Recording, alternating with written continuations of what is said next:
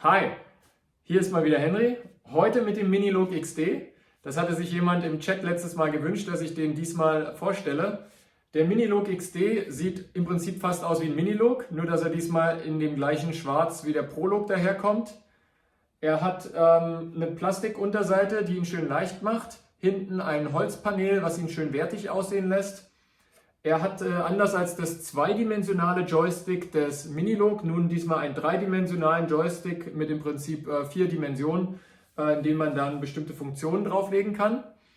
Außerdem hat er Controlled Voltage Anschlüsse und kann auch Sync In und Out zusätzlich zu MIDI.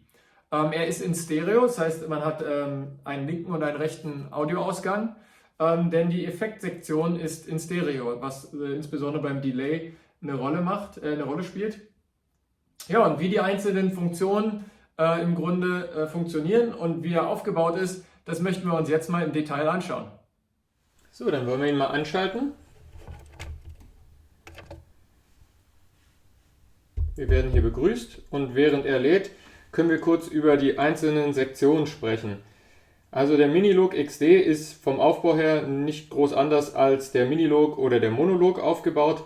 Wir haben hier bestimmte globale Einstellungen auf der linken Seite, gefolgt von der Oszillator-Sektion, dem Mixer, Filter, den Hüllkurven und dem LFO und zusätzlich noch etwas mehr Effekte als beispielsweise beim Minilook zur Verfügung. Paar Besonderheiten, auf die ich euch aufmerksam machen möchte, sind folgende. Zum einen sind die beiden spannungsgesteuerten Oszillatoren nun komplett, alle beide. Das heißt, ich kann bei beiden separat die Oktavenzahl einstellen und auch separat Pitch und Shape. Also sehr, sehr praktisch. Wir haben zusätzlich die aus dem Korg Prolook entliehene Multi-Engine mit einem User-Oszillator mit, meine ich, 15 oder 16 Speicherplätzen, die man dann über den mitgelieferten Librarian bzw. die Librarian Software dann auch bestücken kann. Zusätzlich gibt es noch verschiedene, ja, das ist im Prinzip Frequenzmodulation, die hier erreichbar ist, also diese mittlere Einstellung und dann noch das Rauschen, was wir auch schon aus dem Minilook kennen. Auch diese kann man in der Shape verändern, auf sinnvolle Art und Weise. User-Oszillatoren gibt es auch von Drittanbietern, die dann teilweise gegen Gebühr zu erwerben sind, teilweise auch kostenlos zur Verfügung gestellt wird. Da muss man die dann aus dem Internet runterladen, entpacken, in den Librarian reinziehen und dann kann man sie auf den Minilook XD draufspielen. Der Mixer ist selbsterklärend, der funktioniert genau wie beim Minilook. Ich kann hier einfach die Lautstärke der 3 Oszillatoren einstellen. Der Filter ist diesmal nur ein 2-Pol-Filter. Der Drive-Regler, der sich beim Minilook noch links befand und stufenlos regelbar war, ist nun nur in 2 Stufen, nämlich 50, 100% bzw. 3 Stufen oder 0 auszuwählen. Wir haben wieder Keytrack für den Filter. Das heißt, dass bei höheren Tönen der Filter sich anders verhalten würde als bei tiefen Tönen. Das geht einmal zu 50 oder zu 100% einzuregeln.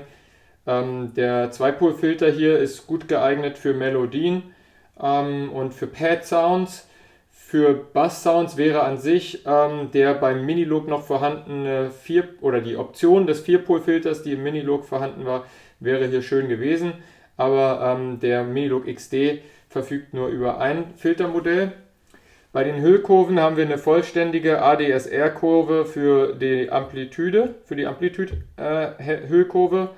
Wir haben aber nur eine abgespeckte AD-Hüllkurve für im Prinzip den Filter, wobei die auch einzustellen geht auf Pitch von Oszillator 1 oder Pitch von Oszillator 2. Der LFO ist uns ganz gut vertraut. Der ist im Prinzip wie beim Monolog. Ich kann als Destination Pitch, Shape, Cutoff auswählen und er hat den One-Shot-Mode, Normal und BPM. Was er nicht hat, ist ähnlich wie beim Minilook zwischen Fast und Slow. zu unterscheiden. Das heißt, die Rate ist nur in einer einfachen Einstellung auswählbar, nicht in zwei verschiedenen Geschwindigkeitsstufen. Und dann haben wir eine aufgebohrte Effektsektion. Da gibt es Reverb, verschiedene Reverbs, Arena, Plate, Room, Early Reflection, Space, Riser, Submarine, Horror, Hall, alles Mögliche. Es gibt ein Delay, auch mit Mono auf Beat synchronisiert, Ping, also links-rechts-Echo, High Pass, BPM, der dann nur die hohen Töne durchlässt, Tape Echo, nachempfunden von der Roland 201, dann Doubling. Manche davon könnten auch von der User Engine sein. Ich hatte mir nämlich ein paar runtergeladen. Nee, aber ich glaube, das sind hier die Korg-Teile. Dann gibt es zusätzlich noch Ensemble-Funktion, Phaser, Flanger und dann in der User-Bank, die ist in dem Fall leer. So, also das sind die einzelnen Sektionen des Synthesizers. So, dann wollen wir uns die Oszillator-Sektion mal im Einzelnen anschauen. Ich nehme wie immer einen initialisierten Patch.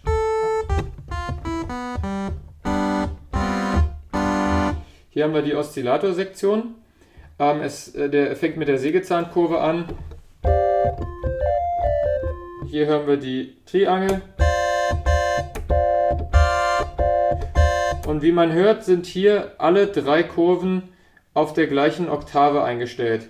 Während, war das im Monolog oder im Minilog, wo zwei davon niedriger von der Oktavzahl, eine unter der Sägezahn waren.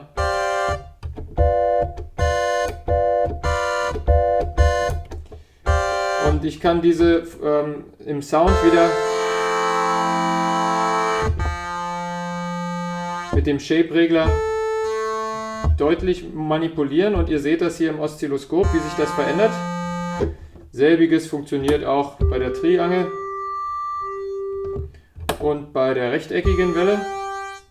Das ist wieder die Pulsweitenmodulation und wir sehen, die geht bis auf 0. Das kann ich mir zu Nutze machen, wenn ich hier den Oszillator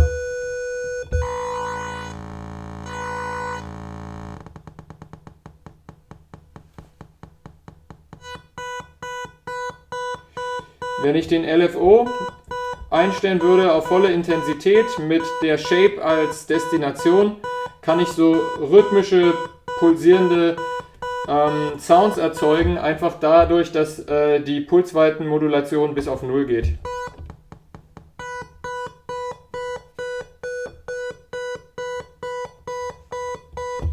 Muss man sehen, ob es da Sounds gibt, wo man das gebrauchen könnte. Auf jeden Fall gut zu wissen, dass es dieses Feature gibt. Der Oszillator 2 hat die gleichen Sounds. Und ähnlich kann man auch hier die Shape manipulieren. Die beiden Oszillatoren lassen sich auch zum Beispiel sinnvoll, wenn ich zweimal die rechteckige Welle einwähle und dann beide ein bisschen voneinander die tune, kriege ich ein schönes Flimmern, so einen analogen Sound hat.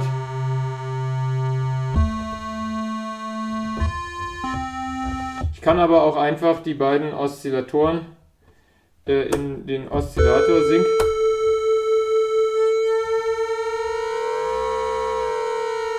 also hart synchronisieren, das heißt immer wenn Oszillator 1 wieder die 1 erreicht, wird Oszillator 2 automatisch auch auf die 1 gesetzt.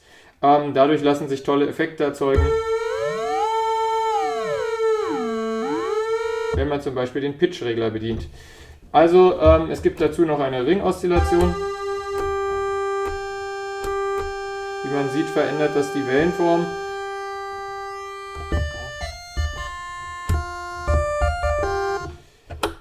Also verschiedene Möglichkeiten, aus einer recht simplen, rechteckigen Welle eine recht komplexe Welle zu machen.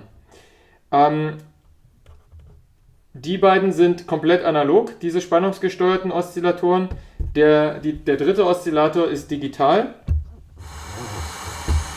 Wir fangen hier an mit dem Noise.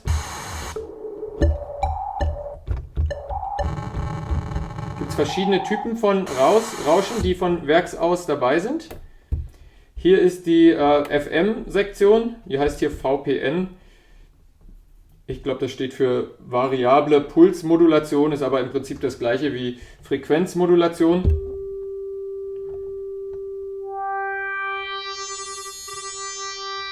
Und das verhält sich so ein bisschen wie ein Operator, der die Frequenz modulieren kann. Und das kann sehr, sehr gut sein hier für irgendwelche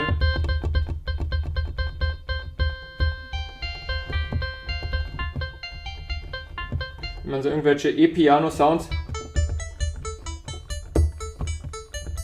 erzeugen möchte, kann allein dieser 5 in 1 schon sehr sinnvoll sein.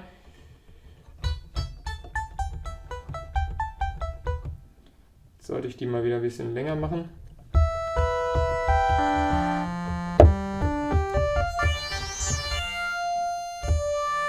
Man sieht, das sind schon deutlich komplexere Wellenformen, die hier möglich sind.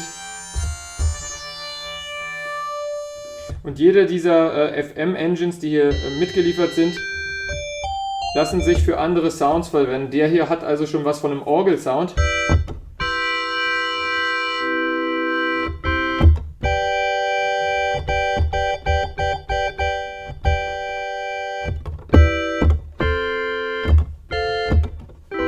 Hat man schon einen ganz schönen Sound. Und man könnte jetzt im Menü auch noch beispielsweise das Ganze Velocity-sensitiv machen. Das geht mit dem 5. Unterreiter. Man könnte das auch von der Amplituden-Velocity, also die Anschlagdynamik der Tasten hier noch hochregeln.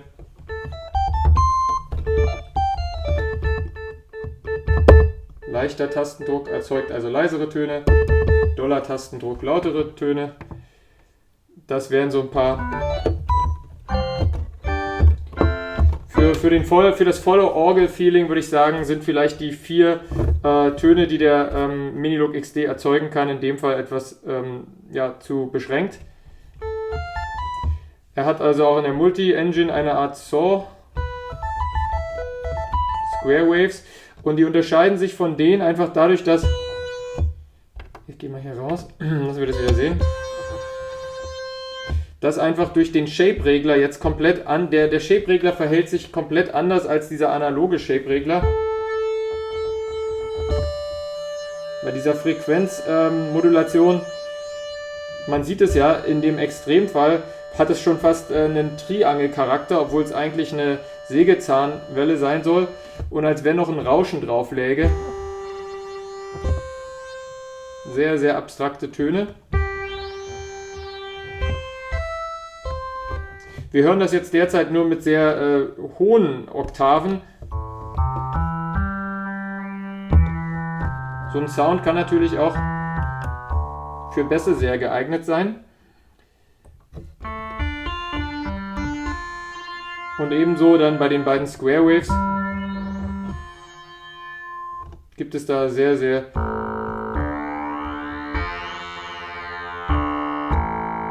das Ganze nennt sich Fat 1. Das hat schon so ein bisschen EDM-Charakter.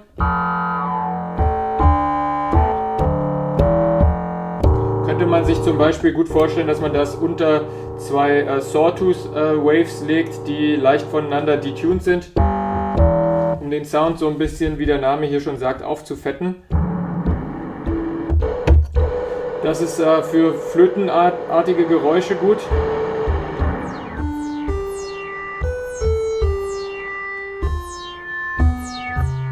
Da kann man also dem Sound anders als so ein Rauschen so einfach so ein bisschen Luft hinzufügen.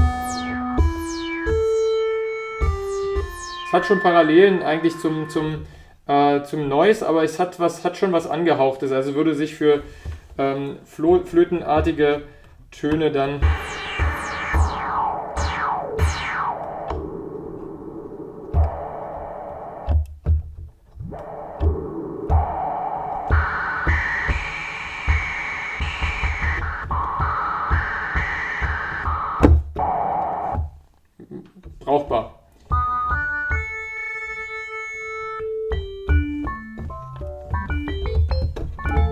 Habt ihr auch nochmal fast ein E-Piano. Braucht ihr gar nichts machen, könnt ihr einfach die K2 einstellen. Habt ihr ein E-Piano.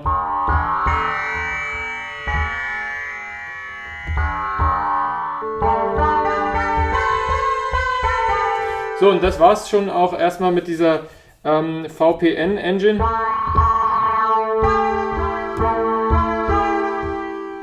Hat sehr, sehr viele schöne Sounds. Also es ist keine volle Frequenzmodulations-Engine. Dafür bräuchtet ihr 6 Operanten oder so wie beim OpSix oder zumindest 4 wie beim Volca FM. Aber trotzdem ist es schön, dass es dabei ist, weil man einfach Sounds damit kreieren kann, die man mit dem Minilogue früher nicht hätte kreieren können.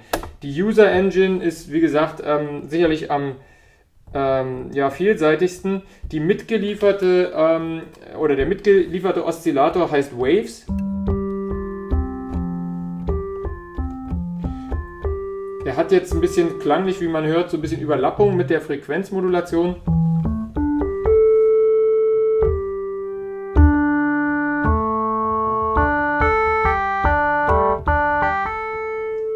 Ist aber tatsächlich so ein bisschen fast wie eine Wavetable.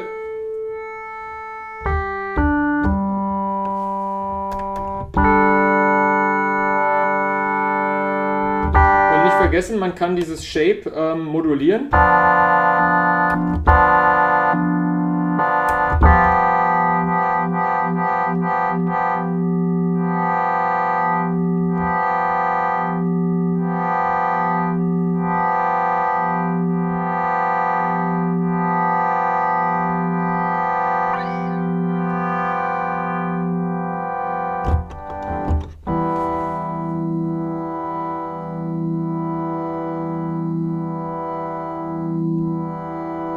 Und er phased jetzt hier schon ganz schön durch diese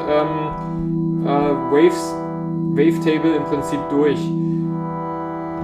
Und außer Waves habe ich mir jetzt noch von Sine Vibes, es ist eine Firma, die kann man im Internet finden, noch 3 weitere Oszillatoren besorgt. Also insofern, das ist die Multi-Engine. Nochmal zum Mitschreiben, wir haben Noise, wir haben diese FM-Oszillator-Einstellung und wir haben die User-Bänke, wo man im Prinzip Wavetables oder User-Oszillatoren runterladen kann. Das Ganze ist auch, es gibt einen Open-Source-Code von Korg im Internet, wo man, wenn man so in der Lage ist, das zu tun, auch seine eigenen Oszillatoren programmieren könnte. Wie gesagt, die Mixer-Sektion regelt die einzelnen Oszillatoren in der Lautstärke ein. Danach gehen alle 3 zusammen durch den Filter. Das hatte ich gerade eben schon mal ein bisschen demonstriert.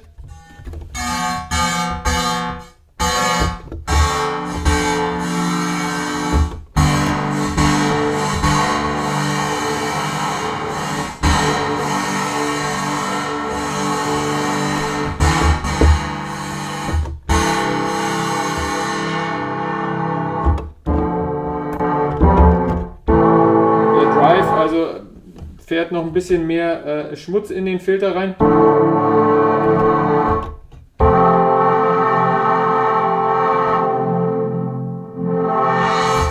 Und das ist ein Low-Pass-Filter, das heißt, der filtert, je mehr ich die Cut-Off nach links drehe, filtert er immer mehr die hohen Töne raus und lässt nur noch die niedrigen durch. Und an diesem Abschneidepunkt, wo er die Frequenzen abschneidet, da kann man die Lautstärke erhöhen, indem man die Resonanz hochfährt.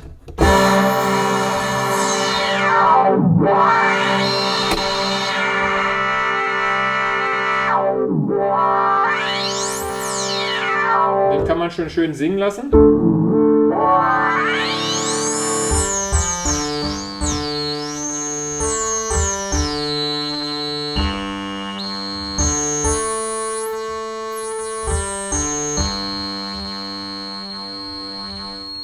Und wie man hört, jetzt sind alle Oszillatoren leise gestellt, aber der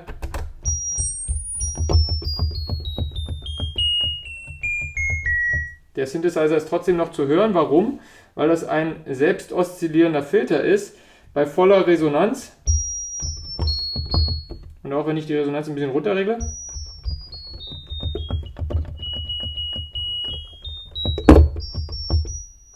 Da habe ich hier so eine Art Sinuskurve, die ist halt jetzt von der Frequenz so hoch, dass man es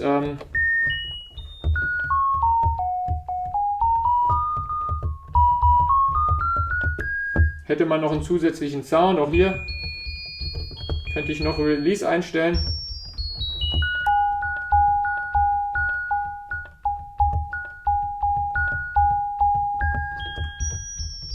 Das wäre so ein bisschen ein Gruß aus dem Feenland. Selbst oszillierender Oszillator, Filter immer gut zu haben. Doch machen wir weiter im Programm.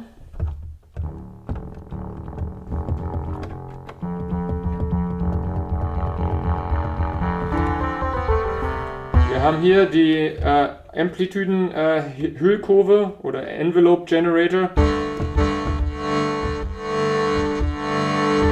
Je weiter ich die Attack hochfahre, desto allmählicher wird die Lautstärke erst auf ihren Höhepunkt reingefahren.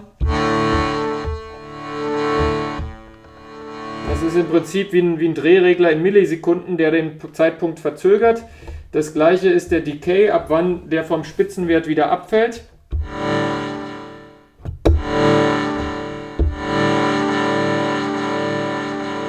Also wie man sieht, wenn man den Decay nach ganz rechts packt, dann dauert das viel länger. Und der Sustain bedeutet, auf welchem Niveau die Lautstärke dann liegen bleibt, nachdem Decay abgefallen ist. Wenn ich die im Extremfall ganz nach rechts tue, dann wird der im Prinzip gar nicht abfallen. Das heißt, wenn ich einen Pad-Sound kreieren will, also eine Fläche, die möglichst über Minuten lang, vielleicht für eine Art Ambient-Sound, liegen bleiben soll, dann wäre es zu empfehlen, den Sustain nicht allzu weit runterzunehmen. Und der Release, der stellt ein, was passiert, wenn ich die Taste loslasse, wie lange der Ton noch ausklingt. Im Extremfall macht er das gar nicht.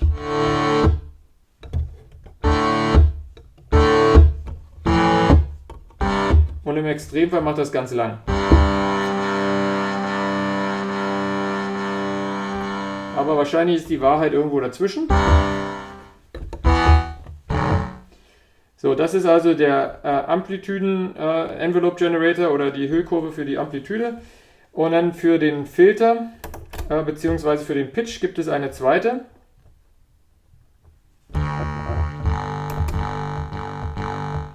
Macht sich besser bemerkbar, wenn man ein bisschen den Cut-Off runterregelt und die Amplitudenintensität hier, oder beziehungsweise die Hüllkurvenintensität ein bisschen hochschraubt.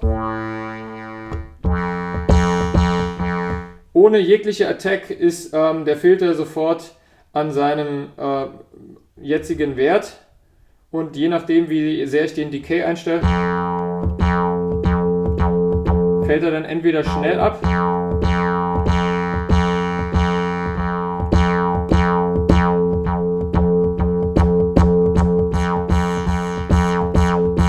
und je höher ich die Intensität stelle, desto mehr geht er im Prinzip über den hier eingestellten Wert hinaus und fällt dann auf diesen eingestellten Wert ab.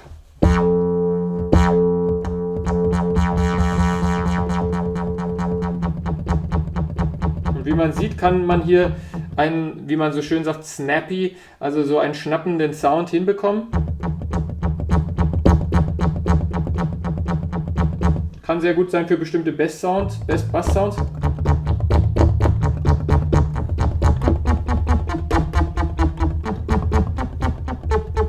Wenn man das Ganze jetzt zum Beispiel mit einem Arpeggiator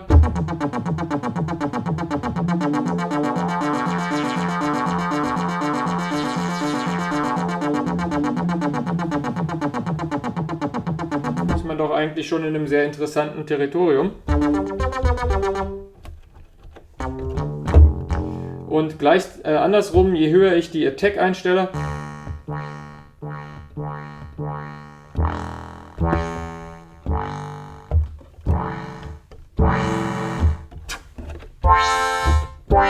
das könnte also jetzt wieder für Pad-Sounds interessant sein.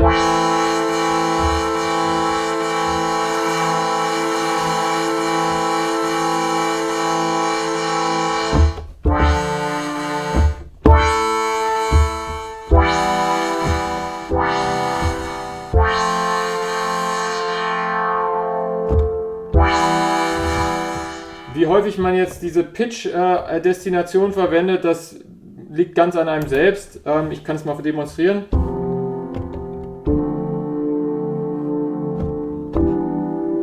Da sollten wir vielleicht den Filter.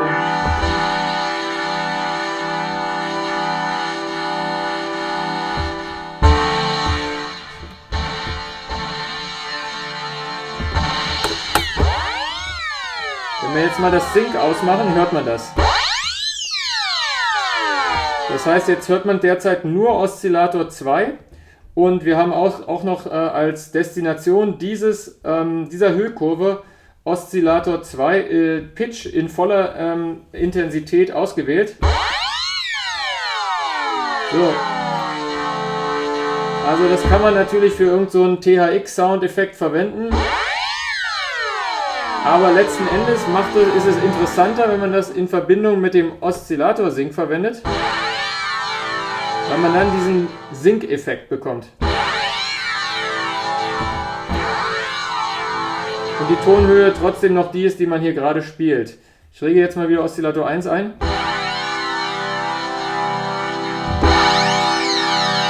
Da hört ihr fast wie so eine Phasenverschiebung, wie so ein Phaser-Sound.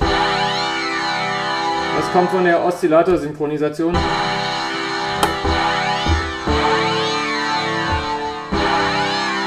passt eigentlich sehr gut zu diesem Pad-Sound, den wir jetzt hier eingeregelt haben.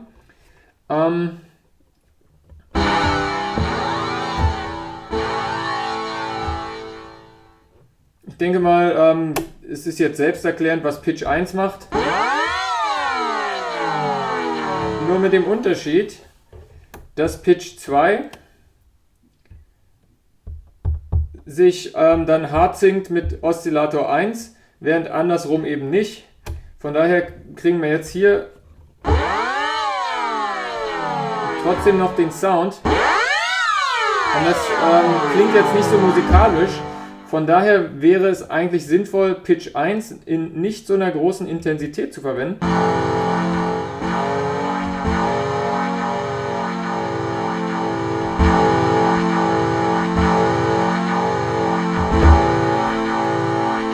Sondern stattdessen nur einfach so als leichten Drift.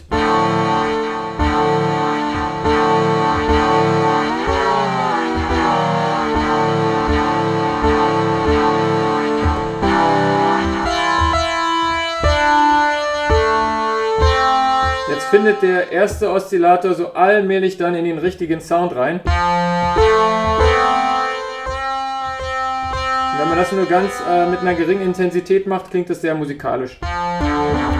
Aber wie gesagt, bei Pitch 2 und Hard Sync On ruhig die Intensität hochstellen für diesen Sync-Effekt. Ja? Also ich denke, man sollte es jetzt nicht belächeln, dass die zweite Hüllkurve so abgespeckt ist und kein Sustain und kein Release hat.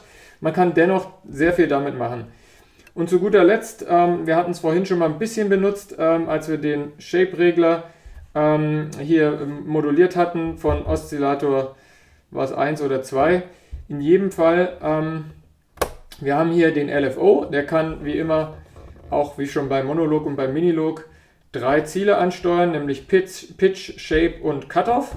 Für einen Wobble-Bass dann eher den Cutoff.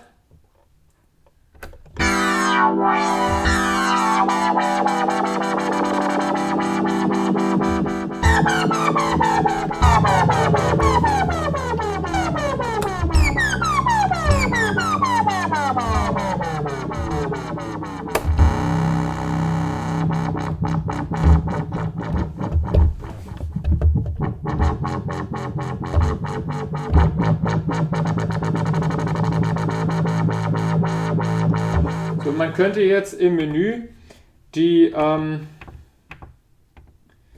Y-Achse das ist schon eingestellt. Also die Y Plus ist eingestellt auf LFO-Intensität. Und haben wir auch die LFO-Rate irgendwo dabei? Ups. Na, wo war es denn jetzt? Ach, hier. LFO. Ich gehe mal lieber auf die Rate. Ups. Y soll die LFO-Rate. Genau. Und dann können wir noch einstellen, dass das Ganze um 100% geht, wenn ich den bewege.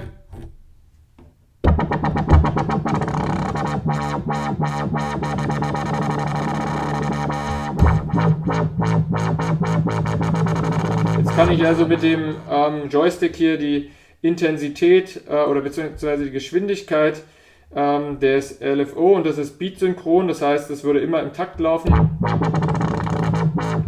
einstellen. Also insofern auch ein nettes Feature für zum Beispiel Wobblebässe, aber auch bei Pads, wenn man das Ganze wieder in ein Pad zurückführt. Man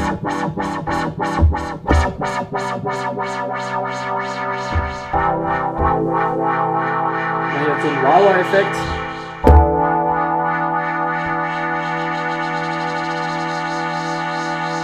Kann das auch sehr nett sein, wenn man über Y dann hier über den Joystick die Rate des LFO modulieren kann.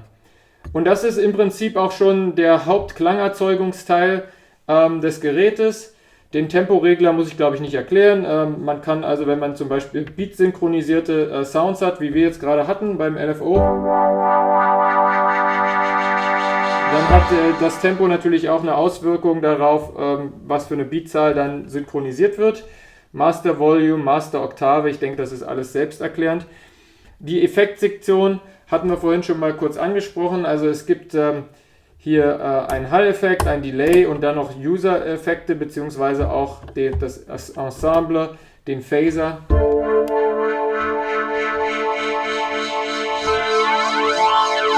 Flanger.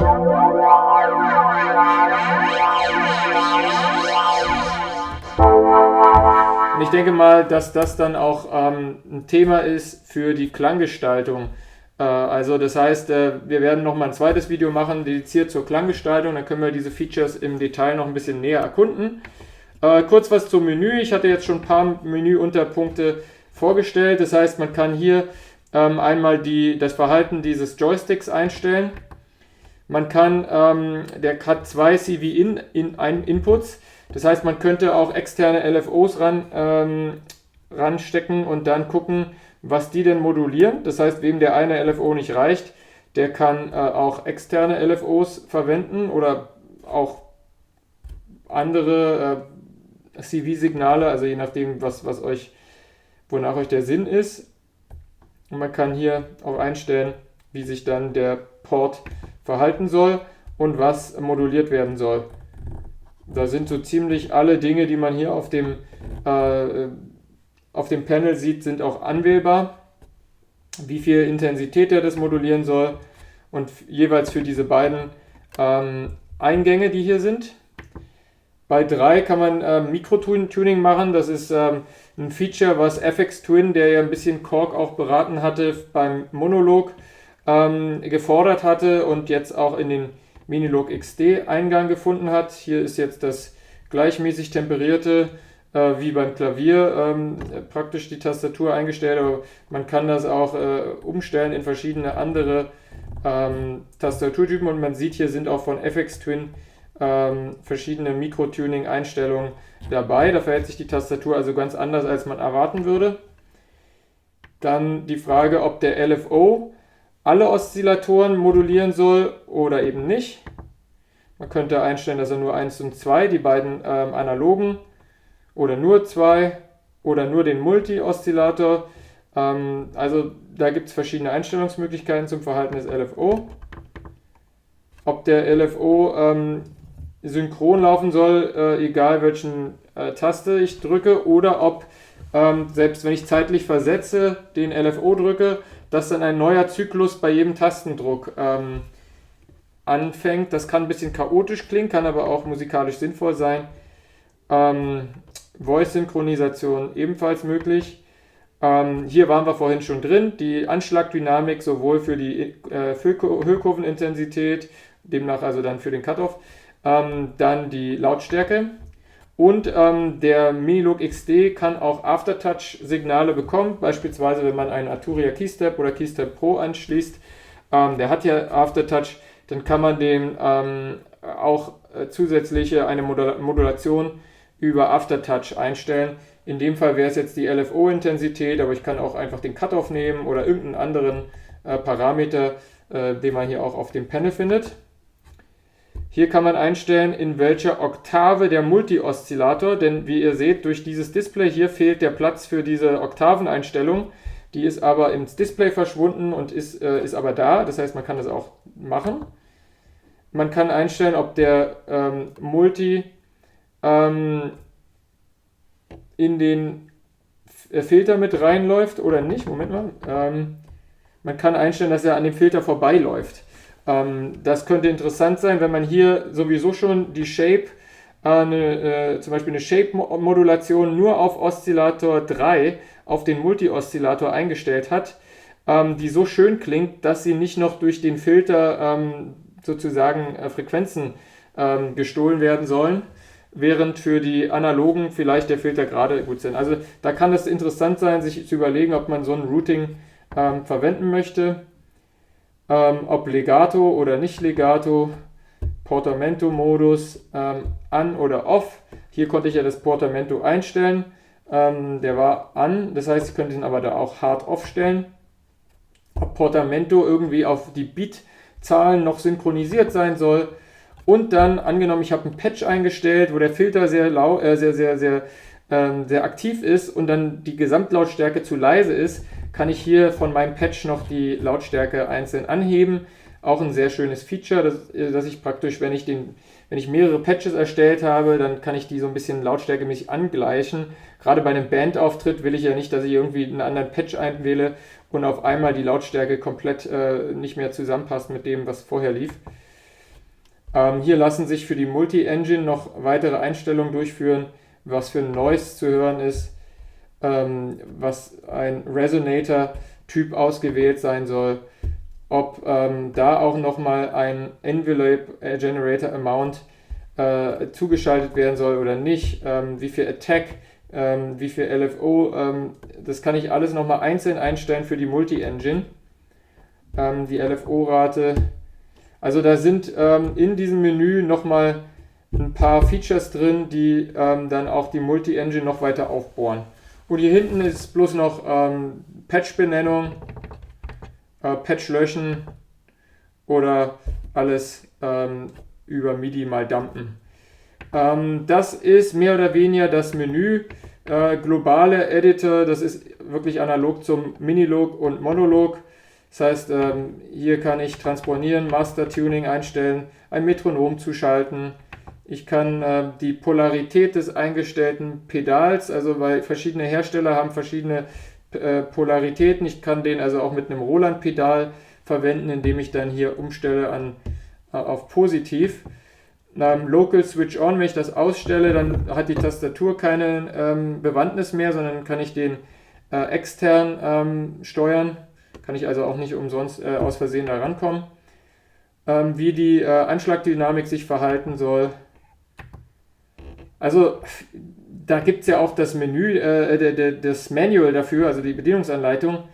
Man kann den auch beatmäßig, wenn man das nicht über MIDI synchronisieren will, mit diesen Sync, also so ein bisschen analogen Geräten. Da könnte man zum Beispiel in die Volcas reingehen und die Volcas synken oder aber auch den Minilog XD von den Volcas aus synken. Das kann man hier alles einstellen.